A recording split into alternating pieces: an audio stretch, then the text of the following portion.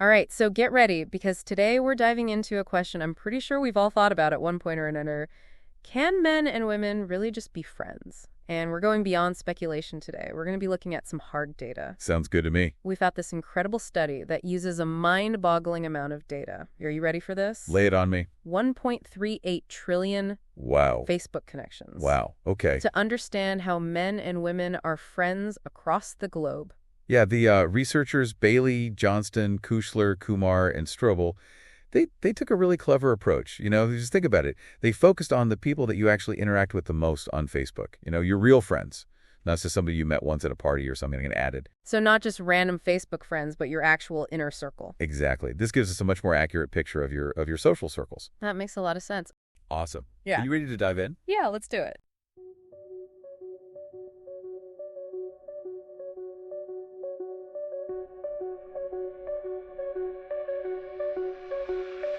Data on the screen, numbers come alive. Male, female flows where the patterns thrive. Visual charts, public colors unify. Gender decoded, bringing truth to light. Watch them all drum fill.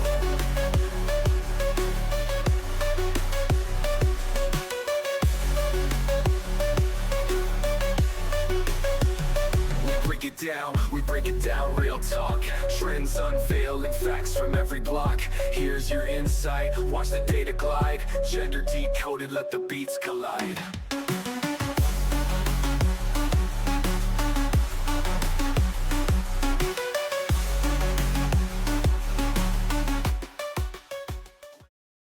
Can men and women really be just friends? I mean, it's the question, isn't it? Yeah, it's a question for the ages. It is. But today we're going to move beyond all those opinions and armchair philosophy. We are diving into hard data. Yes, we are. And I'm talking 1.3 trillion Facebook connections kind of data. Wow, that's a lot of connections, yeah. So tell me more about the study. How do they tackle this age-old question with this kind of data?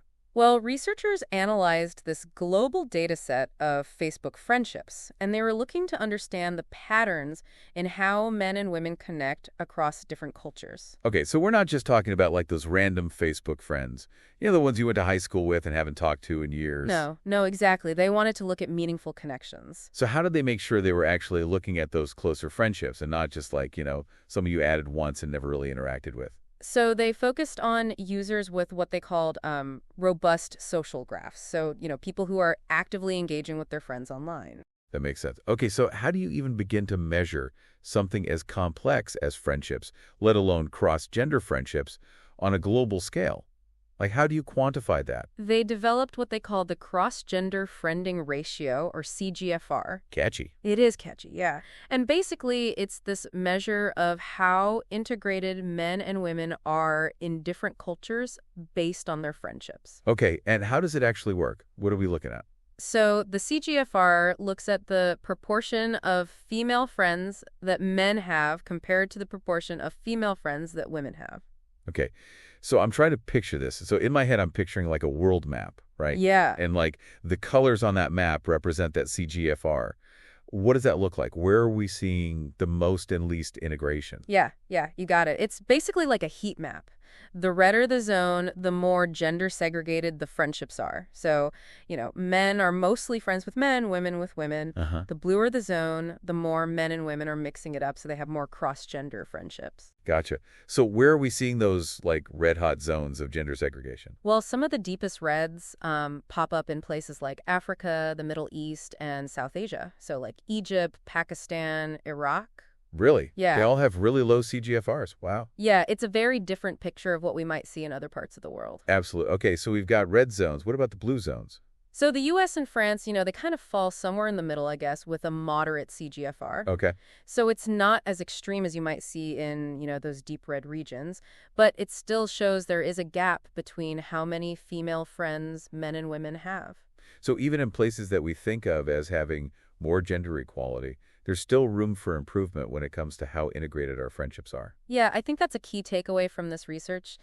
Even those subtle cultural norms can really have a big impact on how we form our friendships. Yeah, I think that's a great point. Okay, so we've looked at the big picture, but I'm kind of curious about like more specific areas. Like, did the research highlight any interesting variations within countries or maybe any outliers? Absolutely. And, it wasn't just the simple red versus blue map. Like, for example, even within Malaysia, they found that regions with stronger conservative religious movements had lower CGFRs. Really? hmm And in India, which overall has a very low CGFR, there are these pockets of higher CGFR in areas with matrilineal societies, like, the Khasi Hills, for example. Okay, so even within a single country, we see these trends connected to like social and political leanings and even those like very specific cultural traditions, which is super interesting. Absolutely. I think it just goes to show you that these cultural norms are not one size fits all.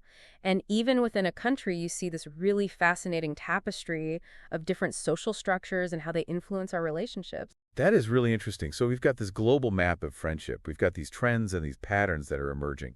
But before we dive into any more specifics, I'd love to get into the why behind all of this. Like, what are some of the historical and cultural factors that might contribute to those deep red zones of gender segregation? Well, in many of those regions, cultural norms around female seclusion and what's called honor culture play a big role. When you say honor culture, what does that mean exactly? Well, in these cultures, a man's honor is often tied to the women in his family, and particularly their interactions with others. So in those cultures, if a woman has male friends outside her family, that would be seen as taboo. It can be seen as taboo, yes, even as a threat to the family's honor. And what kind of implications does that have for women living in those societies? Well, it can really limit women's social circles and their opportunities. Sometimes, simply having male friends can be risky. Wow. Yeah, they might face scrutiny, judgment, even punishment from their families or their communities.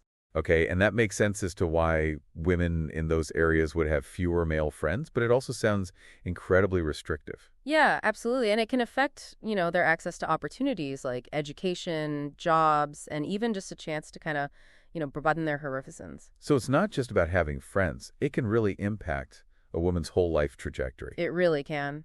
So on the flip side then, what are some of the potential benefits for women in those societies with the higher CGFRs? Well, in those societies, women often have more social capital, broader networks, greater access to resources.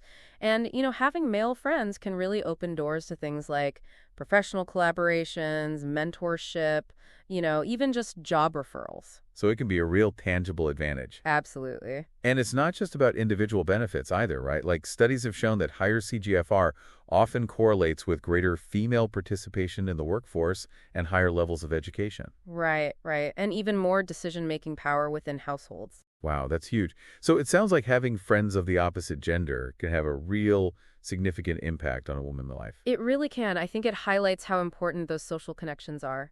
Not just for personal fulfillment, but really for accessing resources and opportunities. So what about men? We've talked a lot about how women experience these different friendship patterns, but how do men experience them? Well, in those more patriarchal societies, men are often raised with this idea that, they need to control the interactions of the women in their families. Okay. And that can create a lot of pressure. It can even lead to those controlling behaviors. That's a lot of pressure to carry. So do you think that having positive experiences with female friends could actually change that dynamic? I think that's where things get really interesting. I mean, when men have genuine friendships with women, it can challenge those deep-seated stereotypes. Okay. It allows them to see women as individuals, as equals, which can then lead to greater empathy and support for gender equality. Okay. So those personal experiences can have a much wider impact on those societal views. Exactly. It highlights the power of those individual connections, to drive social change. This is all incredibly insightful. Before we move on, I want to make sure we touch on some of the most eye-opening discoveries from the research. Like, what really surprised you about the findings? Yeah, there were a few things that really stood out to me. For example, did you know there's a strong correlation between a country's CGFR and its gap in labor force participation? Really? So you're telling me that societies where men and women are more comfortable being friends, they also tend to be the societies where women have more economic power? That's pretty fascinating. It's really thought-provoking, isn't it? Yeah. And it gets even more interesting when you look at the strength of those friendships. The researchers found that gender segregation is most pronounced in what they call medium-strength ties. Like what? colleagues, acquaintances. Oh, okay. And it's almost as if those everyday interactions are where those cultural norms around gender have the strongest influence. That is fascinating. So it's not the super close friendships or the very distant ones. It's those in-between relationships that are most impacted by these norms. Why do you think that is? Well, I think, those closer relationships, like with your family or close friends, are often formed within, those pre-existing social circles that might already be quite homogenous. Whereas those medium-strength ties, like colleagues, they force you to interact with people from different backgrounds, and that's where you start to challenge those existing norms. That makes sense. What about any other surprising findings that stood out to you? One thing that really struck me was the impact of the digital divide. In some regions, particularly in South Asia, women are much less likely to have internet access. Yeah, okay. So that means that the data we have might be underestimating the true extent of gender segregation. Because it's only capturing a specific part of the population? Exactly. The women who are already online and potentially already more progressive. Yeah. It's important to remember that even with massive data sets like this, there are limitations. Absolutely. Okay, so we've got this global map for friendships. We've explored some of those cultural factors at play, uncovered some surprising insights. But before we go any further, let's take a step back and try and understand that bigger why behind all of this. Like what historical, economic, and cultural forces might explain these global variations in cross-gender friendships? That's a great question, and it's a complex one, I think. Yeah. We can start by looking at, the historical context. For example, the spread of Islam, particularly in the Middle East and North Africa, played a role in establishing those patriarchal norms. And those often went hand in hand with, things like endogamous marriage, which further reinforced gender divisions. Yeah. So centuries of cultural and religious influence can really shape how societies structure themselves, even down to who we're friends with. What about colonial legacies? Do they play a role in shaping these patterns? Absolutely. In parts of sub-Saharan Africa, colonial powers introduced, things like coeducational schooling or, Christian missions, which sometimes challenge those traditional norms around gender segregation. Oh, wow. That's really interesting. So even those forces that seem negative can sometimes have these unintended consequences that actually challenge gender norms. It's true. History is full of complexities and contradictions, Absolutely. Okay, so we've looked at historical influences. What about economic factors? How does a country's economic development kind of play into all of this? Well, urbanization is a key factor. Okay. As more people move to cities, there's just greater exposure to different lifestyles, different cultures. Men and women are more likely to share those public spaces, transportation, workplaces. And all of that can lead to more opportunities for interaction and friendship. Makes sense. So simply being in closer proximity can help break down those social barriers. Absolutely. And also, I think the rise of service and knowledge-based economies has had a big impact, Because these types of economies, they need a more educated workforce, which often leads to more gender balance in the workplace. Yeah, that makes sense. And when you have more women working alongside men, it naturally creates more opportunities for those cross-gender friendships. So economic shifts can influence not just who works war, but also who interacts with whom, and ultimately who forms friendships. Exactly. And I think it reminds us that those social structures are interconnected, and they're constantly evolving. So we've covered historical and economic influences. What about cultural factors beyond those that are tied to religion or history? Well, the influence of media and the internet is huge. They can transmit those new ideas about gender roles and relationships, both progressive and conservative. So on the one hand, they can expose people to different ways of thinking about gender. But then on the other hand, they can also reinforce those traditional values or even spread more extreme ideologies. Yeah, it's a bit of a double-edged sword, isn't it? It is. So it depends on the content and how it's received. Okay, this is all incredibly fascinating, and it seems like we've only just scratched the surface of this research and what it tells us about gender dynamics around the world. I agree. And, the best part is it's not just about understanding the past and the present. Yeah. It's about using these insights to shape a more equitable future. That is a perfect segue. Before we dive into what that future might look like and what the implications are, let's take a moment to reflect on what this all means for you, the listener. We'll be back in a moment to discuss how you can apply these fascinating findings to your own life and community. Before the break, we were talking about some of those big historical and economic factors that shape these global variations in cross-gender friendships. Yeah, it really is fascinating. Like, who knew there was so much to unpack when it comes to just being friends? Right. But all this talk about global trends and cultural norms, it got me thinking, like, what does this research actually mean for the everyday listener? Yeah, like, how do we take this knowledge and actually use it to make a difference in our own lives? That's the real question because, knowledge is great, but it's only powerful if we can actually apply it. Totally. So where do we even begin? I think the first step is like taking a look at our own friendship circles. Like, how many of our close friends are of a different gender? Yeah, and even more importantly, are we maybe unconsciously limiting our social circles based on gender? Exactly. It's so easy to fall into those patterns without even realizing it. Like, we've all got those unconscious biases. So how do we challenge those biases? Like, are there practical things listeners can do to actually create more diverse friendship groups? It starts with being intentional, making a conscious effort to connect with people from different backgrounds, genders, perspectives. Okay, so it's not just about adding names to our friend list. It's about having those deeper connections. Exactly. It's about, engaging in meaningful conversations, challenging our own assumptions, and really listening, like actually listening to understand someone else's experience. It's funny. It's not even just about doing the right thing. It actually really enriches our own lives. Oh, absolutely. I mean, cross-gender friendships can bring so much to the table, They can help us develop empathy, broaden our perspectives, and challenge those stereotypes that we all encounter. And then on a larger scale, all those individual connections can actually contribute to bigger social change. Right. I mean, when men and women can connect as equals, share ideas, support each other's goals, it creates this ripple effect that can impact communities, even beyond that. This whole conversation has given me a new perspective on, like, the power of friendship. It's not just about having fun. It's actually about creating a more just and equitable world. That's a great way to put it. Okay, but before we get too carried away with all the warm and fuzzy feelings, let's circle back to the research for a second.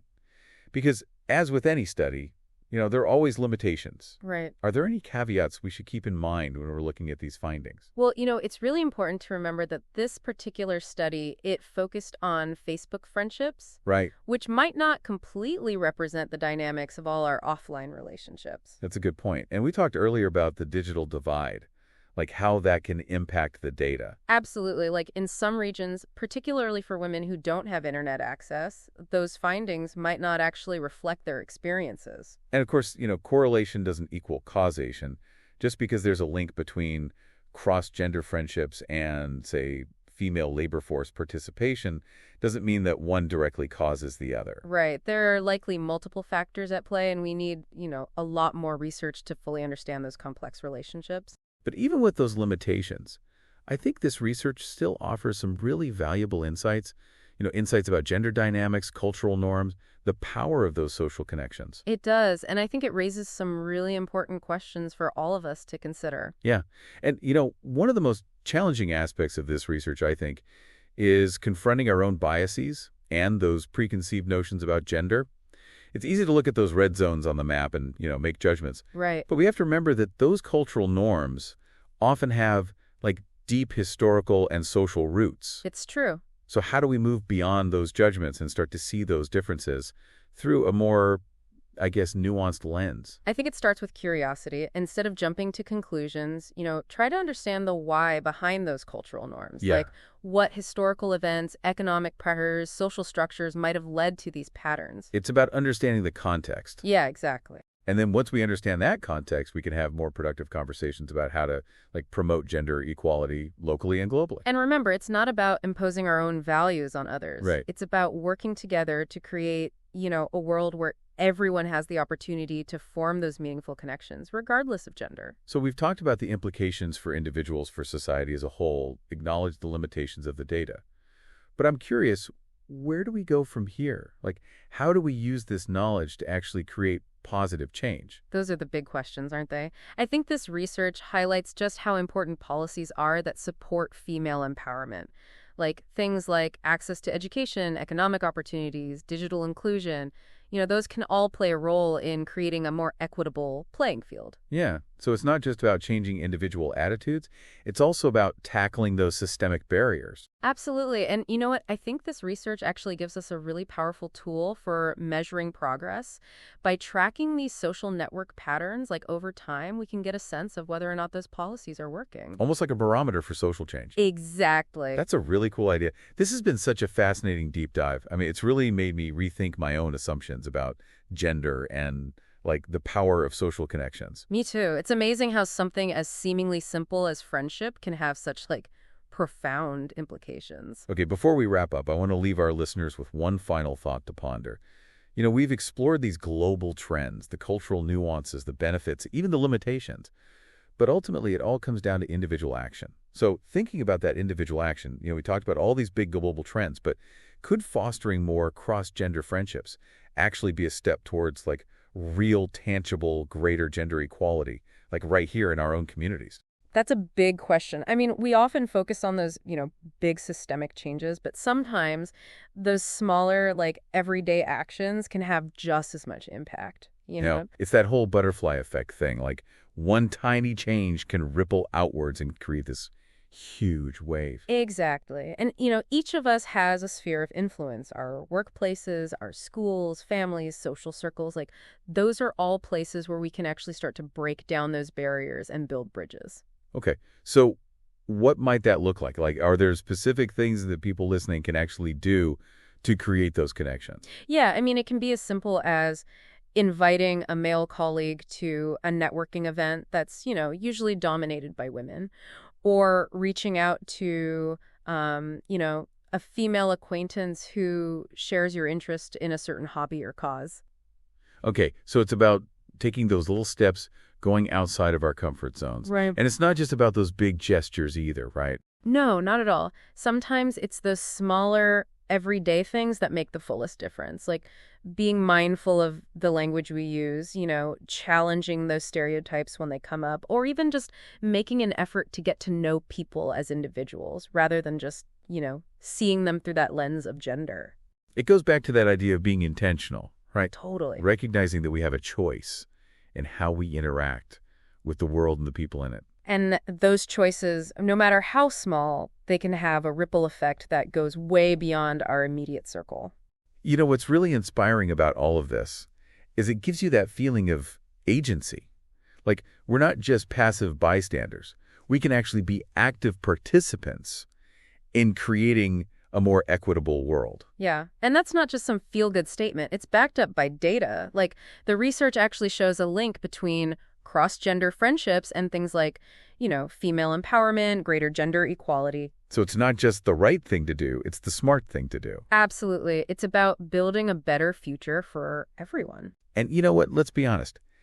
Connecting with people who are different from us is just more interesting. It is. It opens up your world. Yeah, challenges those assumptions. Who knows? It might even lead to some, unexpected opportunities. So we've explored the global patterns, we talked about cultural differences, potential benefits, even the limitations.